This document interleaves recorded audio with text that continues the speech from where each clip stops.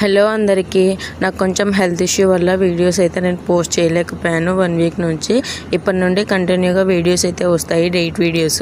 Miss అవ్వకుండా చూడండి. ఇంకా డైట్ విషయానికి వస్తే కనుక మార్నింగ్ అయితే 7 to 8 మధ్యలో బ్రేక్ఫాస్ట్ అయితే ఈరోజు ఫినిష్ చేసేసాను ఎగ్ కర్రీ చపాతీతో. అండ్ అలానే ఆఫీస్ పోయే ముందు అంటే 9 to 10 మధ్యలో నేనైతే ఏబీసీ జ్యూస్ అయితే తీసుకున్నాను. అండ్ టిఫిన్ అయితే ఇంకా చేసేసాను కదా.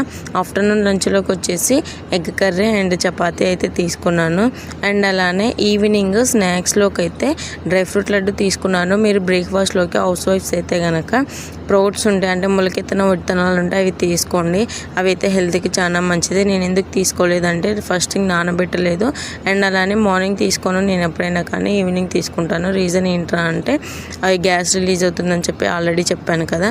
ఇంకా ఈవినింగ్ అయితే ఒక ఫ్రూట్ జ్యూస్తో నేనైతే డిన్నర్ అయితే కంప్లీట్ చేసేసాను. వీడియో నచ్చితే లైక్ చేయండి, షేర్ చేయండి, ఛానల్ని సబ్స్క్రైబ్